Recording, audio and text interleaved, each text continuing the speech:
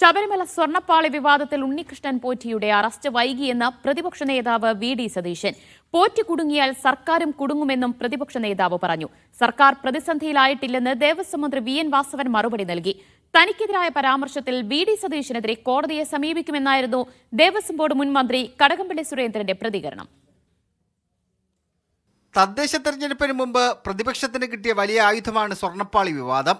അതിനെ പരമാവധി രാഷ്ട്രീയമായി മുതലെടുക്കാനുള്ള നീക്കം പ്രതിപക്ഷം നടത്തുന്നുമുണ്ട്. മുൻ ദേവസ്വം മന്ത്രി കടകംപള്ളി സുരേന്ദ്രന്റെ കൂടി ലക്ഷ്യം വെച്ചാണ് പ്രതിപക്ഷത്തിന്റെ പുതിയ നീക്കങ്ങൾ. പോറ്റിയെ സംരക്ഷിച്ചത് ആരാണ്? പോറ്റിയാണ്. ഇതിന്റെ കാര്യങ്ങളെല്ലാം ഇപ്പോൾ പോറ്റിയുടെ തലയിലും മാത്രമാണ് ഇരിക്കുന്നത്. ഞാൻ നിങ്ങൾക്ക് തെളിവ് തരാം. കടകംപള്ളി സുരേന്ദ്രൻ ഒരു ചടങ്ങിൽ വെച്ച് ഈ പോറ്റിയെ പ്രകീർത്തിച്ച് പ്രസംഗിക്കുകയാണ്.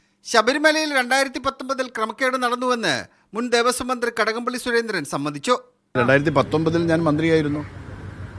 അതിനകത്ത് പ്രത്യേകിച്ച് പ്രതികരിക്കാനൊന്നുമില്ല. ആർക്കാണ് വിറ്റതെന്ന് കടകംപള്ളിക്ക് അറിയാമെന്നെല്ലാം പറഞ്ഞയാളാണ് സതീശൻ. സതീശനെതിരെ ഞാൻ വക്കീൽ നോട്ടീസ് അയച്ചിട്ടുണ്ട്. അതിന്റെ ദിവസം കഴിഞ്ഞു, 7 ദിവസം കഴിഞ്ഞതാണ് എനിക്ക് തോന്നുന്നത്.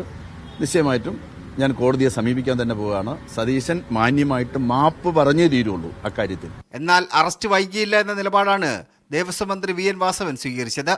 SIT പ്രഖ്യാപിച്ചപ്പോൾ തന്നെ വളരെ സമഗ്രമായ അന്വേഷണം സമയബന്ധിതമായി നടക്കും നമ്മളെല്ലാം പ്രതീക്ഷിച്ചു. അതിനനുസരിച്ച് തന്നെ വളരെ വേഗത്തിൽ അയാളുടെ അറസ്റ്റ് ഇന്നലെ രാത്രി തന്നെ നടന്നിരിക്കുന്നു. എല്ലാ കാലത്തും CPM വിശ്വാസ സമൂഹത്തിനൊപ്പമാണെന്ന് സംസ്ഥാന സെക്രട്ടറി MP ഗോവിന്ദൻ. ആരാണോ ഉത്തരവാദികൾ അവർക്കെതിരായി കർശനമായ നിലപാട് സ്വീകരിച്ചുകൊണ്ട് ഒരു നഷ്ടവും ശബരിമലയിൽ അയ്യപ്പന് സംഭവിക്കാത്ത രീതിയിൽ തിരിച്ചുപിടിക്കാനാവുമെന്ന് തന്നെയാണ് പ്രതീക്ഷിക്കുന്നത്.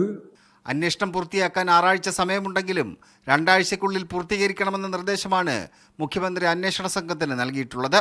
മീഡിയ 1 തിരുവനന്തപുരം.